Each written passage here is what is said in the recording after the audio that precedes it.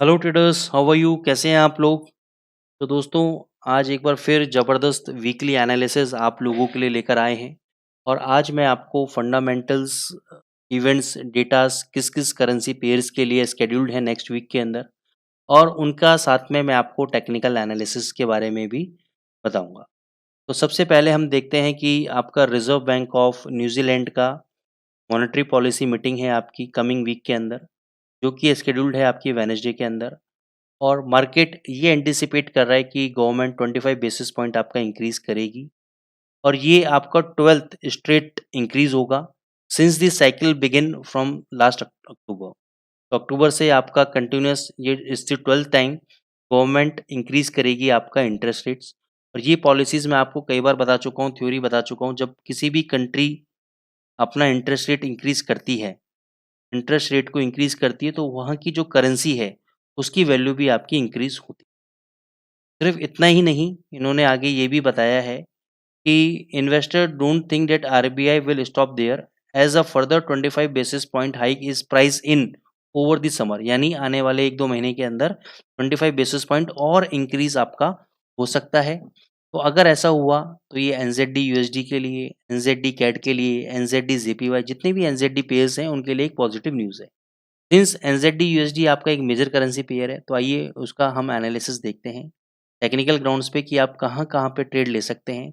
अगर कल को इंटरेस्ट रेट इंक्रीज होता है, तो डेफिनेटली आपका एनजेडी यूएसडी 6350 या इसके बियॉन्ड भी ऊपर जा सकता है। क्योंकि अगर आप यहाँ पे देखें शॉर्ट टर्म चार्ट्स के अंदर एक रिवर्सल यहाँ पे आया था, इसको हम जनरली यू शेप रिवर्सल बोलते हैं और इसको एक वी शेप रिवर्सल बोलते हैं। तो यू और वी दोनों एक वी शेप रिवर्सल रैली और यू शेप रिवर्सल रैली हमें देखने को मिली, जो कि चार्ट में इंडिकेट कर रहे हैं कि जब तक आपका 0.6185 लेवल होल्ड कर रहा है क्लोजिंग बेसिस पे, आपका एनजेडी यूएसडी ऊपर की तरफ रहेगा। यस, ये 6250 आ सकता है, 6200 आ सकता है, लेकिन 6185 इसको ब्रेक नहीं करना चाहिए। अगर इसने ये लेवल ब्रेक नहीं किया, तो there is a higher chances कि ये 6350 इवन 0.6500 तक भी ये ऊपर आपका रन अप कर सकता है, क्योंकि fundamentals is on the right side of this pair. Indicate कर रहे हैं फंडामेंटल्स की इंटरेस्ट रेट्स आपके इंक्रीज होंगे, और इंटरेस्ट रेट इंक्रीज होंगे तो करेंसी की वैल्यू आपकी इंक्रीज होगी। इसके बाद हम लोग आ जाते हैं डॉलर इंडेक्स के ऊपर। अब जो फेड है, फेड के चेयरमैन है मिस्टर जेरोमे पावेल साहब, उन्होंने मई मंथ के अंदर बोला था कि टिल सितंबर हम लोग इंटरेस्ट रेट्स को इंक्रीज नहीं करेंगे। लेकिन उन्होंने एक लाइन एंड में और उन्होंने जोड़ा था कि it will be depend on the data, the decision will be depend on the data driven factors. अब डेटा ड्रिवन की अगर हम बात करें तो कमिंग वीक के अंदर आपके अब दो इंपॉर्टेंट डेटाज हैं। एक तो फ्राइडे को आपका पीसी इन्फ्लेशन नंबर्स है, और पीसी इन्फ्लेशन नंबर्स के साथ साथ आपका ड्यूरेबल गुड्स डेटा भी है। तो दोनों डेटाज बहुत इंपॉर्टेंट हैं डॉलर के पॉइंट ऑफ व्यू से। अगर ड्यूरेबल गुड ऑर्डर्स आपके अच्छे आते हैं या पीसी इन्फ्लेशन नंबर्स अच्छे आते हैं, तो ये फेड को कंपेल करेगा to increase the interest rates in the June month itself. अगर नंबर्स अच्छे नहीं आते हैं, तो डेफिनेटली फेड इस बात को सोचेगा कि शायद अभी हम इंटरेस्ट रेट इंक्रीज ना करें, शायद लिक्विडिटी की प्रॉब्लम मार्केट में आ सकती है। तो ये दोनों जो कंपोनेंट्स हैं या दोनों डेटाज हैं, इन पे आपको फोकस रखना है, और ये डिसाइड करेंगे कि आपका डॉलर इंडेक्स कहाँ पे जाएगा। टेक्निकली मैं आपको लेवल्स बता देता हूँ। टेक्निकली चार्ट में डॉलर इंडेक्स अभी तेज है, एक higher high higher low pattern बन रहा है, जो ये इंडिकेट कर रहा है कि dollar index is on the up trend. एक अच्छे अप ट्रेंड के अंदर आपका डॉलर इंडेक्स मूवमेंट कर रहा है। यस, शॉर्ट टर्म करेक्शंस आपकी आ सकती हैं, लेकिन एक लेवल होता है जहाँ पे हम ये बता सकते हैं कि जब तक ये लेवल नहीं ब्रेक होता तब तक ये पेयर आपका अपसाइड में। और डॉलर इंडेक्स के केस में वो लेवल है आपका 101.78। जब तक इस लेवल के नीचे डॉलर इंडेक्स क्लोज नहीं होता डेली चार्ट पे, और यहाँ तक अगर ये गिरता भी है, तभी भी हम इसको बाय साइड में ट्रेड करेंगे, लॉन्ग साइड इसकी लेके चलेंगे। लेकिन यस, अगर ये 101.78 के नीचे क्लोज हो जाता है dollar index, then it can fall up to 10.29, even 100.50 level, यानी प्रीवियस लेवल्स को ये टेस्ट कर सकता है। तो डॉलर इंडेक्स का आप लोगों के लिए इंपॉर्टेंट सपोर्ट लेवल बता दिया मैंने। रेजिस्टेंस लेवल की मैं बात करता हूँ, तो अभी इमीडिएट बेसिस पे आपका 103.25 रेजिस्टेंस लेवल है। ये ब्रेक करने के बाद आपका 104.30 लेवल्स तक आपका डॉलर इंडेक्स डेफिनेटली मूव करेगा, और जिस हिसाब से ये स्ट्रक्चर बना रहा है, स्ट्रक्चर मेरे को स्ट्रॉन्ग लग रहा है, फंडामेंटल्स भी मेरे को स्ट्रॉन्ग लग रहे हैं, तो उसके हिसाब से इसको ऊपर जाना चाहिए।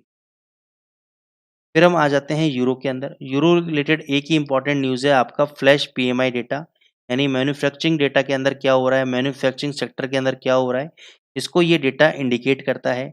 और जितने भी बड़े-बड़े एनालिस्ट हैं, बड़े-बड़े हेज फंड मैनेजर्स हैं, उन्होंने ये प्रेडिक्शन की है कि the manufacturing sector is expected to contract again, यानी मैन्युफैक्चरिंग सेक्टर के अंदर एक स्लो डाउन आ सकता है और अगर स्लो डाउन आया, तो यूरो के लिए नेगेटिव है और यूरो एक नए लोज़ बनाते हुए आपको दिख सकता है। तो आइए टेक्निकल चार्ट पे देख सकते हैं कि यूरो यूएसडी पे हम लोग कैसे ट्रेड कर सकते हैं। तो यूरो यूएसडी का चार्ट हमने ओपन कर लिया। अभी इंस्टीट्यूशंस की अगर हम बात करें तो इंस्टीट्यूशंस ने अभी सेलिंग की पोजीशन क्रिएट कर रखी है आपकी 1.0850। जब तक यूरो 850 के ऊपर डेली चार्ट में क्लोज नहीं हो जाता, तब तक ये सेलिंग प्रेशर इसमें बना रहेगा। May be it can fall up to 700 and 1.0650 level, ये आपके इंपॉर्टेंट सपोर्ट लेवल्स हैं यूरो के अंदर। ऑन दी कॉन्ट्ररी साइड अगर ये 1.0850 के ऊपर बंद हो जाता है डेली चार्ट के अंदर, तो नेक्स्ट टारगेट इसका 950 का रहेगा, जहाँ पे फिर इसको एक मेजर रेजिस्टेंस आपको देखने को मिलेगा। उसके बाद हम लोग आ जाते हैं जीबीपी के डेटा की तरफ। जीबीपी के लिए फंडामेंटल फैक्टर्स बहुत अच्छे हैं। अभी with the Bank of England recently saying that it no longer anticipate a recession, यानी बैंक ऑफ इंग्लैंड अभी रिसेशन को एंटिसिपेट नहीं कर रहा है और inflation remaining in double digit territory. Investor think rate hikes have more room to run in the UK, यानी इनके पास एक प्रोबेबिलिटी है कि ये इंटरेस्ट रेट्स को इंक्रीज कर सकते हैं, एक स्पेस है इनके पास। और अगर आप जीबीपी यूएसडी का चार्ट देखेंगे तो जीबीपी डॉलर के कंपैरिजन में इतना नहीं गिरा जितना आपका यूरो गिरा है या अदर करेंसीज आपकी गिरी हैं। तो आइए जीबीपी यूएसडी को हम टेक्निकली चेकआउट कर लेते हैं इंपॉर्टेंट सपोर्ट लेवल। तो सबसे इंपॉर्टेंट सपोर्ट लेवल है इसका 2400 नियर अबाउट। जब तक ये 2400 के नीचे क्लोजिंग नहीं देता, there is a higher probability that it can move up to 2550। 2550 तक ये मूव ऑन हो सकता है। अगर ये 2400 के नीचे बंद हो गया, then definitely it can fall up to 2300 और 2250 ऑन दी लोअर साइड। तो अगर आपको शॉर्ट पोजीशंस भी लेनी है दोस्तों, तो आप या तो सपोर्ट के शॉर्ट करने पे या इसके टूटने पे आप ले सकते हैं, या ये ऊपर जब 2500 जा सकता है और 2550 जाता है अपने नेक्स्ट रेजिस्टेंस लेवल की तरफ, तो वहाँ पे आप एक शॉर्ट पोजीशन क्रिएट कर सकते हैं। तो यहाँ पे मैं डिस्क्लेमर दे दूँ, ये हमारी तरफ से कोई भी ट्रेड रिकमेंडेशन या एडवाइस नहीं है। ये सिर्फ एक एजुकेशनल पॉइंट ऑफ व्यू से कंटेंट है जो हम आपको दे रहे हैं ताकि आप लोगों की नॉलेज इंप्रूव।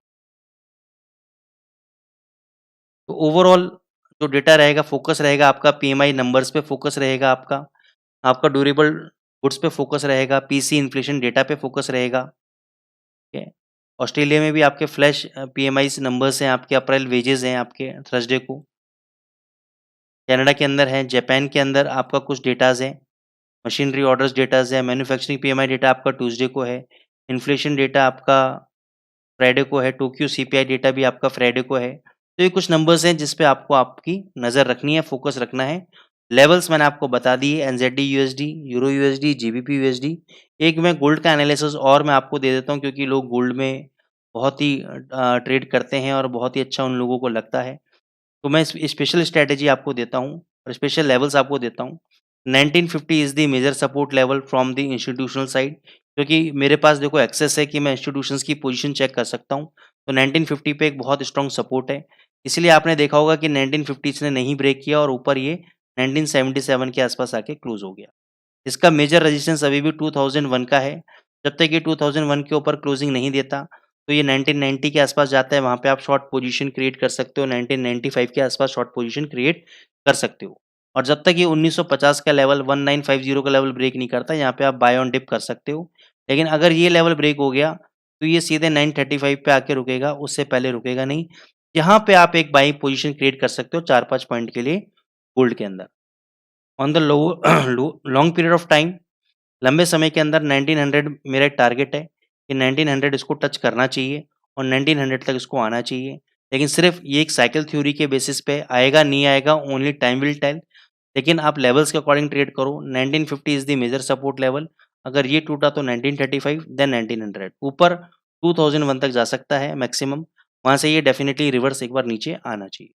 तो गाइस ये हमारा वीकली एनालिसिस था। मैं आपसे रिकमेंड करूँगा कि आप एक्सएम इंडिया चैनल को सब्सक्राइब करें। ऐसे मोर इन्फॉर्मेटिव वीडियोज़ के लिए हमारे फ्री वेबिनार्स होते हैं, हर वीक हो रहे हैं, हर दिन हो रहे हैं। उसके लिए आप हमारे वेबसाइट pexam.com पे जाएँगे। रिसर्च एंड एजुकेशन में जाके फॉरेक्स एंड सीएफडी वेबिनार्स पे आप क्लिक करेंगे और इसके अंदर आप सर्च आउट करेंगे हिंदी वेबिनार्स के लिए। यहाँ पे आप देखेंगे, यहाँ पे आपको हिंदी के वेबिनार्स मिल जाएँगे।